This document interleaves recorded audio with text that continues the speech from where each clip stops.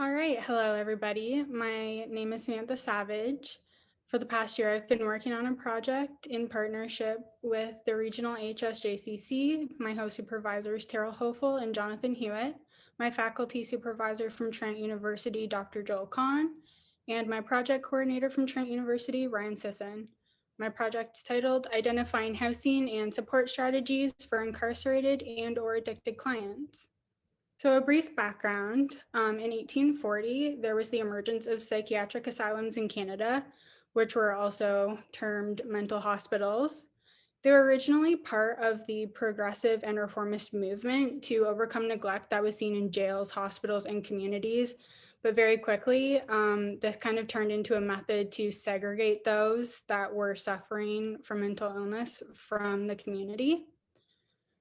So by 1960, due to the treatments that were being seen in these facilities, deinstitutionalization, specifically in Ontario, begins. This was due to the overcrowding that was being seen, the lack of available treatments, or the over-reliance on treatments through a series of hard drugs. So then between 1960 to 1976, Ontario saw a rapid capacity decrease in the beds that were open in these asylums. And unfortunately, this was met with a lot of controversy because many people were being discharged into poverty, leading them to become part of the homeless and prison populations. However, in 2001, the Government of Canada established the Commission on the Future of Healthcare in Canada, which was meant to talk and discuss about mental illness and mental health in Canada. But some of the stakeholders of this created the Canadian Alliance on Mental Illness and Mental Health. And they were targeting two key issues, which were fragmented constituency and the lack of a comprehensive national plan specifically around mental health. So in 2002, Roy Romano released a report with a list of recommendations, and he wanted to make mental health in Canada a priority. Specifically, he wanted to see improvements in services to overlooked communities that were rural, remote, and Indigenous communities. None of his recommendations were approved, but in 2006, due to his report, a second list of recommendations was released by the Senate that were approved. Mainly, the Mental Health Commission of Canada was put forward, which led to the creation of a national plan targeting mental illness. And the purpose of this was to have independent nonprofit organizations that weren't directly involved with any government or existing stakeholders to make up this commission. And the second thing was Mental Health Transition Fund, which was meant as a way to allow the federal government to invest into the transition directly to community-based mental health approaches. So the purpose of my report was to examine support strategies for those who are living and suffering with mental illness, as well as living post-incarceration, living with addiction, or both. I wanted to look at the correlations specifically with mental health and look at the relationships between mental health to incarceration and addiction. I also wanted to look at the stigmatization that was seen around mental illness, both past in the institutional approach and present in our current community-based approach. I wanted to look at how the closure of institutions that was just mentioned would provide or change the supports that are being given now. I also wanted to look at shortcomings, both provincial and local, to determine what best practices and strategies were currently in place so that I could provide the best recommendations moving forward. There were 3 research questions that I aimed to answer. The first was, what is the historical context of mental health institutions and stigmatization in relation to the current model of community-based mental health? The second is, what are other organizations and communities doing to support and house individuals living with addiction and individuals post-incarceration? And finally, across Ontario, what are the current best practices in the delivery of the community-based mental health approach? There were 2 different methodologies used for this project, a survey and an interview.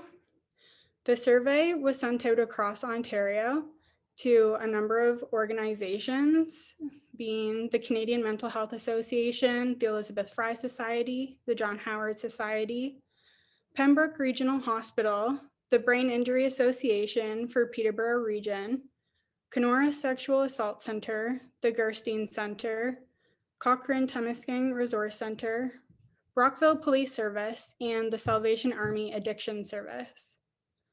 So all of those people that participated worked in a wide range of positions, but they all directly provide housing or related supports.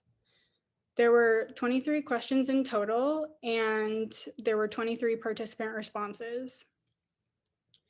The interview was a set of formal interviews specifically with housing and support providers within the region of Halliburton-Kawartha-Pine Ridge.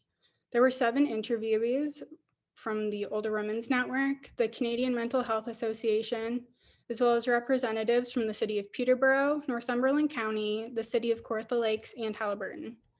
5 interviews were conducted in total, and each was approximately 22 questions. Both the survey and the interview went through an ethics approval process through the Trent University Forensic Science Ethics Approval Board, and it was approved. So looking at some of the major findings of my survey, specifically in terms of housing, we can see that there was an overwhelming yes to questions that asked, is there a need for housing that's not being captured or recognized in smaller rural communities? Do you believe that more can be done to provide housing in your location? And do you believe that housing is a higher priority than the other areas of support you provide? Interestingly, since all of those had overwhelming yes responses, it's important to note that an overwhelming majority of people said that they don't actually provide any emergency housing or shelter resources of any kind. And 11 participants out of 16 actually said they weren't even funded to provide housing supports. So if we look at a comparison of the various supports that aren't directly housing, in terms of what they provide, what they've seen success with, and what has a wait list, counseling and therapy, as well as case management, had the strongest correlation between implementation and seeing success. And almost all participants that have those implemented saw success within those supports. After that would be support group. It has a wide range of implementation, and over half of the participants also noted success in that. However, only 25% of participants deemed that access to a healthcare physician was successful, and also less than half of the 18 participants even implement that support system. Unfortunately, youth, as you can see, is the lowest. Very few participants, only 6 out of 18 have youth supports in place, and only 3, so half, saw any success with it. When asked if there were any lengthy wait lists for these services, 73% of the participants said yes. And then as you can see by the pink bars in the graph, those are the wait lists.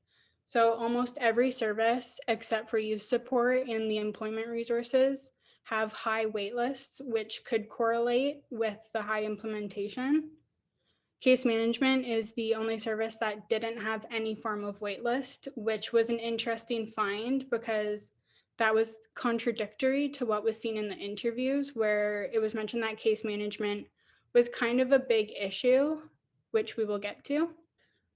So looking at the most necessary areas of support alongside housing that were ranked based on need, counseling and therapy was ranked as the highest priority, followed by access to a healthcare provider or physician. So COVID-19 has increased the priority of counseling, especially with the stay-at-home orders, which was noted by almost all of the participants. So the current pandemic might have affected that result. Also, healthcare is not provided by many support providers, but we still see it as tied for the highest priority. And that's because participants noted that healthcare usually comes first, and a lot of other issues can't really be dealt with until a person's health is looked at. Following that, case management, which participants said was the largest issue within the justice system, specifically the lack of case management resources that are given to those who are incarcerated or about to come out of incarceration. Support groups are able to provide specific skills, help keep individuals on track, and provide sense of community, which is why they were placed about in the middle. Employment resources and employment assistance weren't ranked as a high need by participants, mainly because they feel as though it's not a requirement within their service to have the person employed. However, the reason that it's not normally included is because it's not a basic need, such as housing or healthcare.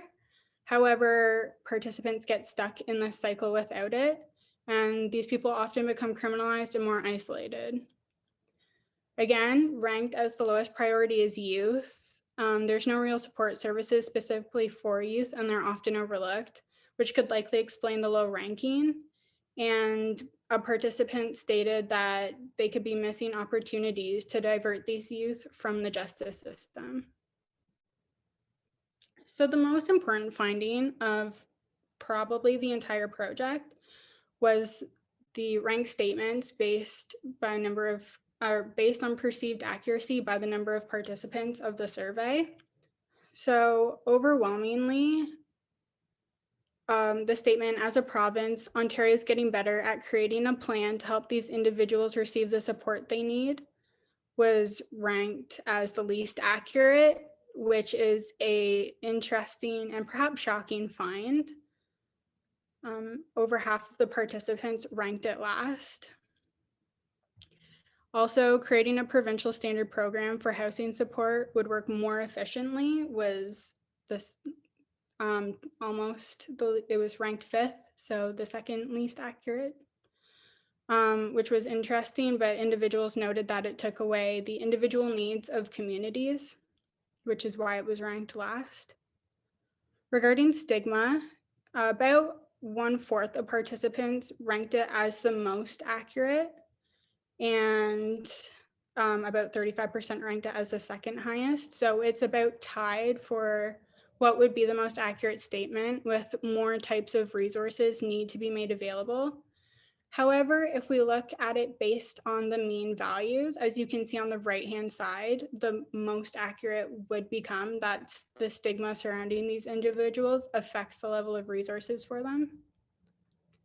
When looking at our interviews, to give some perspective on the housing within the region of Haliburton, Kawartha Pine Ridge, each municipality provides housing differently, and this is based on the funding that they have available, the type of funding they get, whether or not they directly provide the support, or whether it's through a community partner, what type of housing we're talking about, whether it's community housing or the housing corporation for the region, and what resources they have available to them. So some statistics in Northumberland are that there are 344 rent geared to income homes, but it's a 7-year waiting list because that's really not a high number of homes. However, they do support individuals through the entire process, and they help fund the emergency shelters in the region. And they also offer many other programs through partners, such as overcrowding programs and shelter funds. They work with landlords, which is kind of unique to that area, and they offer Rent Smart training, which is provided to individuals and to landlords to try and strengthen that relationship, which isn't really seen. In Peterborough, when we're talking about community housing, there is 1,500 people or homes on the waiting list, which equals about 7 years. And within the past year, so 2020, they've seen 2 times the number of applications, like compared to any other year alone. And there are 243 households on the by name list that are experiencing homelessness, and 93 of those are the highest acuity level, which means, according to the VI SPDAT, which is an assessment-based tool, that they pretty much need immediate housing, but obviously due to the high numbers, they aren't able to get that. And then looking at the city of Kawartha Lakes and Haliburton, the waiting list for community housing is much higher than Peterborough's. It's 2,100, which is 5 to 7 years waiting list. And to put that into perspective, there's only 1,100 units in the region. So there's almost double that amount of people just on the waiting list. They had 96 homes on the by name list that were experiencing homelessness, and 75% of those people were chronically homeless. So they've seen over the past 10 years a 400% increase in the demand in housing. They were also asked what demographics they feel have the hardest time getting support. So they said women who are seniors, those who identify as Indigenous, middle-aged males about 49 to 60 years old who face significant struggles with mental health, addictions, or incarceration. Also youth and those who are singles, because there is a bit of a rent gap for people who live on their own compared to a family. When asked about the most prominent issues that they saw, they said there weren't enough homes available.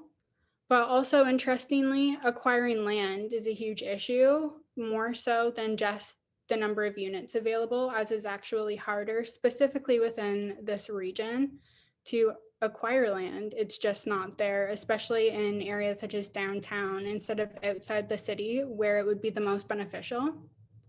They also said that housing is embedded in capitalism and it's a profit-oriented structure, meaning that landlords often buy homes as an investment and they're looking to profit off of that investment. So these individuals really aren't their ideal renters. In terms of gaps in areas of support, they said that we need to offer more supports alongside housing, and we need to do this in a more direct manner, which leads into too many deferrals and not enough face-to-face time with clients. This often leads to clients falling through the gaps and supports not following them when they need them the most.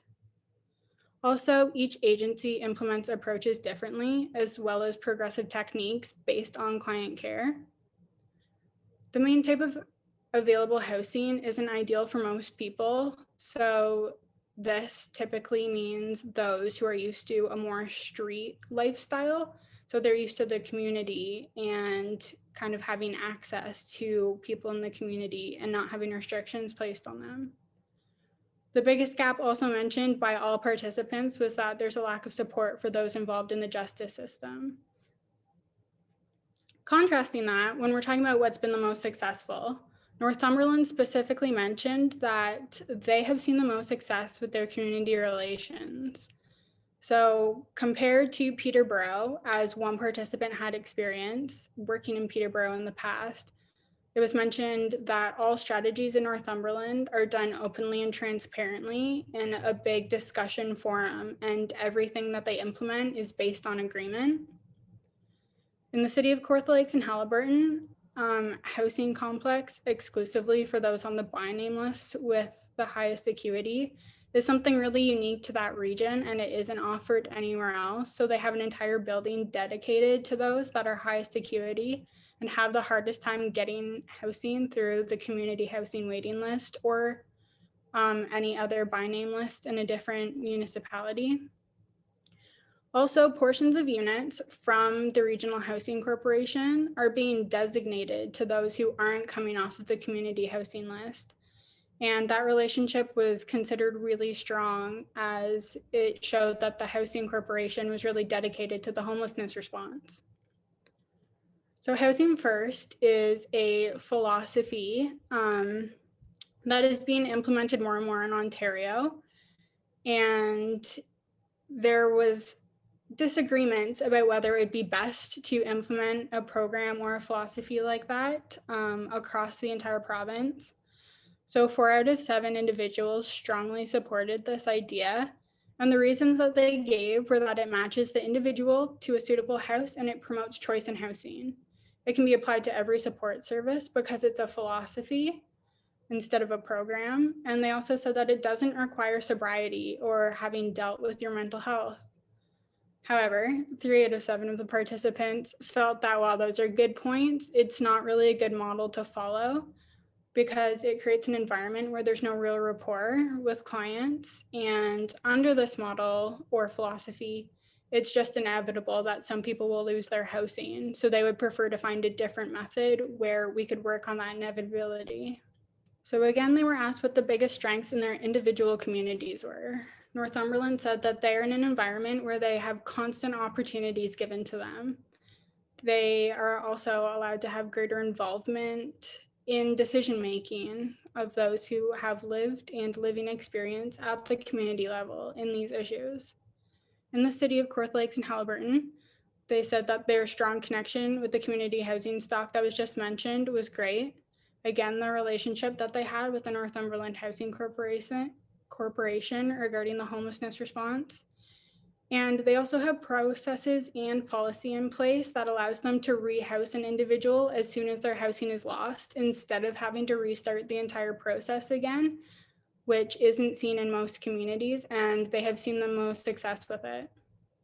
In Peterborough, data and dedication to an evidence-based and data-founded system was listed as the biggest strength, as well as the strong partnerships between community partners. Specifically, the Older Women's Network, the Peterborough chapter, who looks at older women who are experiencing homelessness issues or struggling with their mental health or just needs more support. Their biggest strengths were that they have a lot of relationships that exist in the community, within the community itself, and those who are in the municipality. Their innovation is a big strength, and their self-sustainability. They have a lot of great ideas that they plan to implement when possible, and they really don't need to rely on community partners or outside help, which was great. So some perceived shortcomings, however, in Northumberland, it was interesting because participants themselves noted that coordination, consistency, data reporting requirements, and complex funding were their biggest shortcomings. However, the community members themselves and other agencies in the community said that collaboration and access and collaboration and duplication were actually the biggest shortcoming that they face. Overall, through all of the participants, there were also resource availability, communication strategies not really being up to par. Some programs cut off all supports if housing's lost, so then the person doesn't get counseling, they don't get therapy, they don't get anything if they don't have their housing. Capacity issues obviously prevent follow-ups, and capacity issues are a huge problem everywhere. And people are spreading their resources too thin, and it's creating problems for the client as well as for the support workers who are providing it. They were also asked about stigmatization and whether they felt that this directly impacted those who were seeking out supports and whether it made a difference. Individuals felt that stigma is an issue that's at the forefront of support, and largely it comes from community members. There's this not in my backyard mentality that's being faced, and they feel that housing is undeserved largely by these people, and they deserve new housing instead, or they don't want housing down the street from daycare or a park. And that's still a very big problem in all of the regions. However, 3 of the participants believe that the stigma that they face might actually have a positive effect instead and not prevent them from seeking help. And it might actually make them feel that seeking out the support is the only place that they can go. So current legislation that's kind of meant to deal with these issues, we have the Police Services Act, specifically the Community Safety and Wellbeing Plan. The purpose is to target communities and make it so that they can provide everyone the opportunity to meet equal needs for housing, food, healthcare, and income. The goal is to reduce probability of harm and victimization. They recently added a new data requirement, and it's meant for support providers to better demonstrate where this data is coming from, what evidence they're using to gather it, and how they're going to measure the status of how things are going. However, as you can see from the process, you have to identify a high priority risk, then decide what evidence is present, what approach needs to be taken to address it. And then kind of before doing anything about it, you have to also determine how that can be used to create a comprehensive strategy, and then decide who needs to be involved and where will most work get done. So we're falling short at the approach. Mainly, we just aren't really able to do so. due to capacity and funding. And the Act itself notices that implementation of these new strategies largely depends on the capacity of each community. So it's not really built in a way where we're able to implement these things because it relies so heavily on capacity, which is in itself a barrier that's not really being addressed right now. To go along with that, there is the current funding gap. So obviously, this directly impacts supports that are meant to go alongside housing. Housing in itself is great, but people need continued support once they have a house or their situation won't improve. So the biggest issue is the division of funding, specifically health funding or health clinical dollars. So in 2003, hospitals, universities, and colleges received 38% of total sector revenues for nonprofit organizations in Ontario, but they only actually make up 1% of these organizations. So that equals over $18 billion. And obviously that diverts resources that are kind of needed for organizations that are in the health sector or support services. And in 2012, Ontario came up with an action plan for healthcare and this health system funding reform, which was kind of meant to address the discrepancy between the rate of growth and the provincial budget just not meeting this growth. However, it placed a focus on hospitals and not community-based organizations, even though they were kind of mentioned in the strategy. However, this never even went through. The government never really did anything with it. And the Ontario Hospitals Association has now taken it over. And again, it is funding that's not really going towards nonprofit organizations that are providing housing and service support. So health funding specifically is a big problem. Many of the organizations and agencies that receive health funding have no connection to homelessness, which is diverting resources away to different areas of communities. And none of this money goes to emergency shelters, which is interesting because many of the participants do help fund emergency shelters, but they don't do that through any health funding. So also the majority of participants who receive funding, receive it for things other than health supports. And because the way that it's set up, you're not allowed to divert this funding to health supports if that's not what it's meant for. Also, politics plays a large role. So the available assets in any given community or municipality heavily depend on elected councillors for the region, and they can kind of direct which direction the community is taking in terms of addressing these issues. Resource availability is also based on whether they receive certain funding or how much. And one participant noted that community members can actually impact or stop a project going forward. So to try and combat that, more uniform health funding and in a greater number of communities would ultimately help to allow for innovation in clinical dollar use and reduce the number of needed immediate responses so that we could actually focus on longer term goals.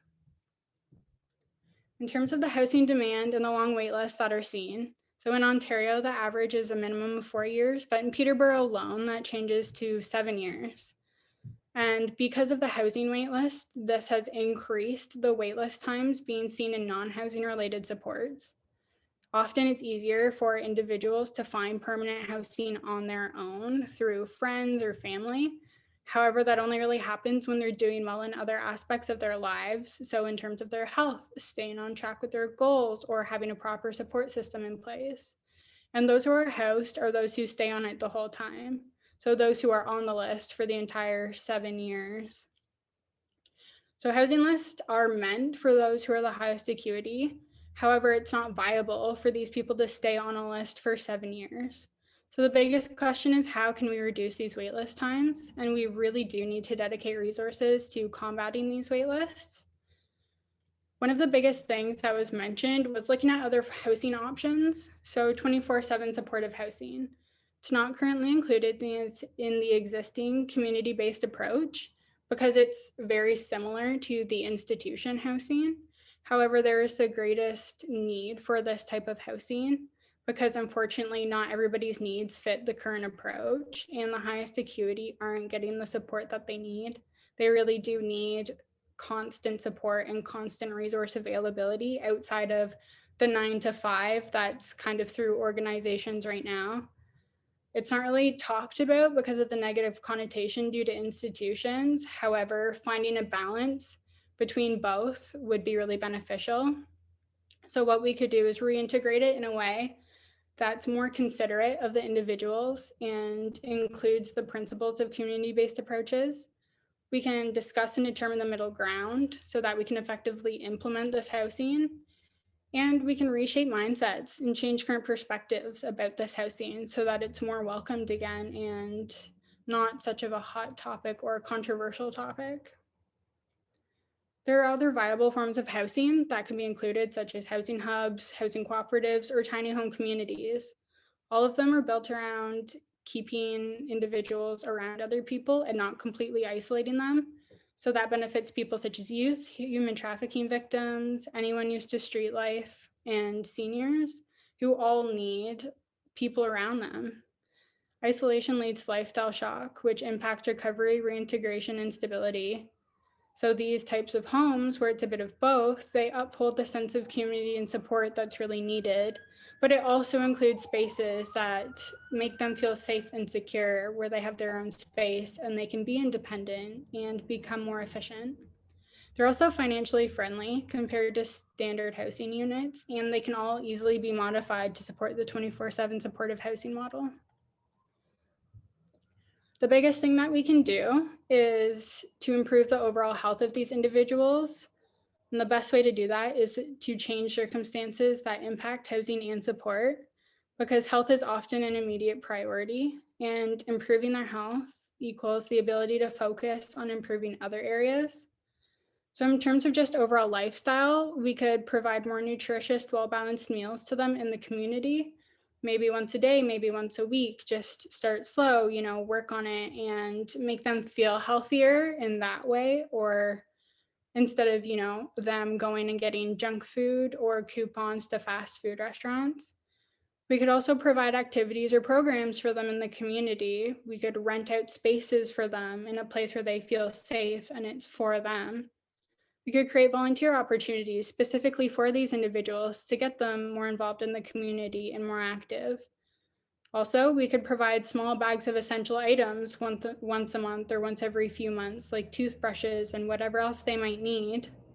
And we could also organize walks or trips in the community. There's lots of things to do, and just creating spaces for them to do more regular things would really help their overall health physically and their mindset. Also, access to a healthcare physician obviously is a huge part of that. It's the most impactful way to change their overall health. So we could do this by setting up or offering free or low-cost pop-up clinics. So they are comparable to walk-in clinics. You don't need a primary care physician to go to them.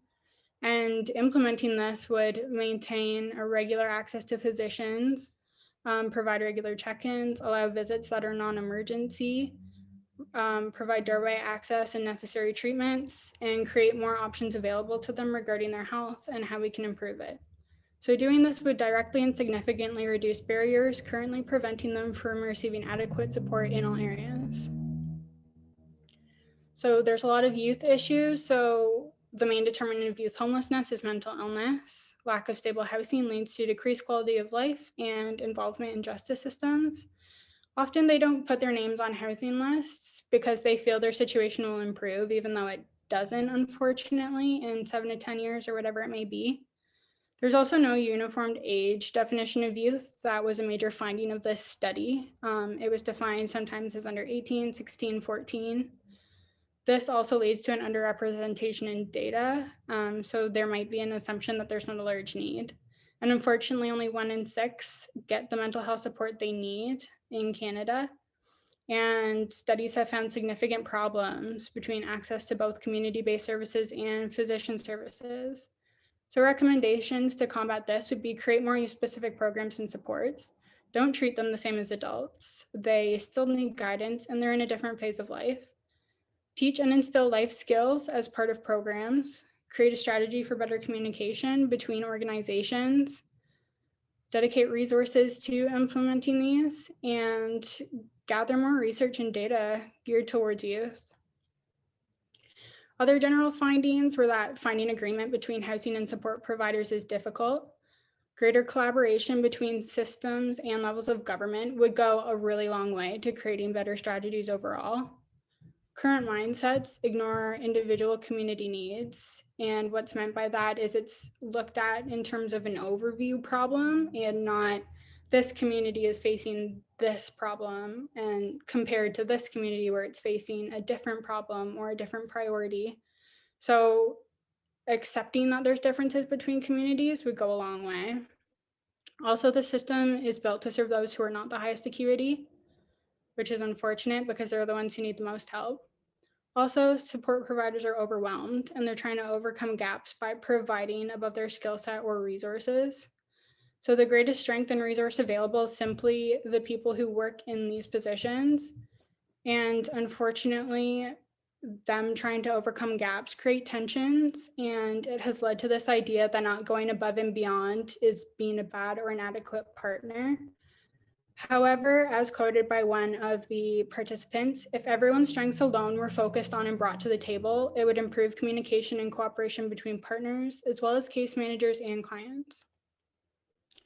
So limitations of this project were that the participant pool size was very small. The survey was diverse, but not well-rounded, as only 23 people for the entire province answered. And in the interviews, it was almost completely representatives of municipalities and not organizations. Also, there was little to no data per individual target group, so there wasn't specific data sets for people who struggle specifically with mental health or live with addiction or live with incarceration. And all of these numbers were kind of included in the totality of those that require housing and support. And also, there's not really a requirement to disclose mental health, which is why it was included in the totality, because they might be seeking unrelated support. So just as a final kind of summary of recommendations for my project, work on solutions that can be implemented immediately to make quick changes before targeting the bigger issues that are kind of a multi-year thing. Establish a new or improved system of communication between support providers. Find ways to increase hires in these jobs and make this a priority so that people are less overwhelmed. Conduct more research on types of supportive housing. Again, 24/7 housing, housing communities, housing cooperatives, etc. Encourage advocacy, both in the community and in the government and in people who are working in those positions. Along with that, educate workers and educate community members on these issues. We need to acknowledge what's working well and what's not. We need to listen to the recommendations brought forward by workers, and we need to include them in more discussions. Every participant that I spoke to had a different and unique idea or innovative way to improve circumstances, especially within their own communities. And having these people brought to the table could implement immediate strategies. We also need to bring our strengths alone to the table, create better communication strategies, provide more training to staff, give more priority to justice-related support, youths, seniors, and including peer support. A major one is implementing strategies to teach life skills to these individuals. We need to teach them to be more independent, more self-efficient, and more confident so that they're able to reintegrate properly. We also need to have hard conversations about mental health, addiction, and incarceration with members of the community so that we can reduce the stigma that surrounds these individuals. Thank you. All right, thanks so much, Samantha. We greatly appreciate the detailed presentation that you've been able to offer for us. And on behalf of the Trent Community Research Centre and Trent University, I just wanted to take a moment to thank you for all of your dedication to this particular project. It has been so greatly appreciated, and I know that your recommendations and findings will be taken into consideration by the many organizations that are involved with HSJCC. So just wanted to, again, just take a moment to thank you for all your hard work. Thanks. Now, we do have Jonathan and Terrell with us today, and I'm sure that they have some questions and comments. So I just wanted to open the floor to you, Jonathan and Terrell, to ask any questions that you might have of Samantha. Okay, Samantha, thank you for this research report. I look forward to reviewing this again, and that's why it's great that it's been recorded. I have a question for you. Conducting more research of types of supportive housing, would you recommend that we also cast the net provincially, or the next research would be more local? I think it could go either way, and it kind of depends on what your focus would be. I think specifically within, the region of Halliburton, Kawartha, Pine Ridge, there are ways that I've seen through my research to maybe implement these things more immediately than through a provincial strategy. But I think it would also greatly benefit the entire province because, again, 24/7 supportive housing or housing cooperatives aren't something that are widely implemented, maybe if at all, in the province. So I think that, yeah, while it might be faster to do it within our region, it could definitely still benefit all of Ontario. Great, thank you. I don't know if I have a specific question, Samantha, but I want to say thank you for such a fantastic and thorough project. It really definitely got me thinking, and I can see a number of different avenues that we can take the next project going forward. I was really actually quite interested. I was jotting down notes around what you identified related to health funding in Ontario, which got me thinking more big picture of what we can maybe look at presenting to the provincial HSJCC. So I think you really highlighted on there something that a lot of us are aware of, but I don't know if I've seen the numbers put up in a slide that like that kind of just stood out and said, "Holy cow!" Like that. What a silly way that we're funding things. Which is kind of what I think your research said to me. And when I saw you present that slide, I was like, this is completely backwards, and why we're having so much difficulty in our region. It's almost a larger issue than our region. So thank you for that, because it really does give us an opportunity maybe for potential projects in the future, looking more into health funding in general, on top of then doing some of that research that Terrell was just asking about around housing as well. So we might have two different projects that can blossom from your project. So thank you. Yeah, I'm glad that I could provide so many different avenues and kind of target so many different things. I just wanted to add, I really heard the need for recognition of the impact that this housing for this population is having on the frontline workers and their input. Even though the study may have been small, we cannot lose sight of the fact that the strength that's already within the system is these frontline workers, and making sure that there isn't burnout and there isn't that what's working doesn't stop working, that we have to support what's already working as we work to impact changes. So thank you. This is great.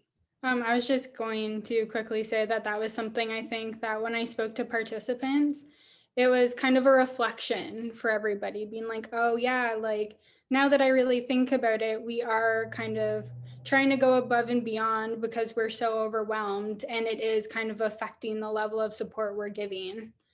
And it was also interesting that it was mentioned that they feel that there's this kind of unspoken thought that you are now inadequate as a partner, or you're just being a bad partner if you're not trying to spread your resources too thin.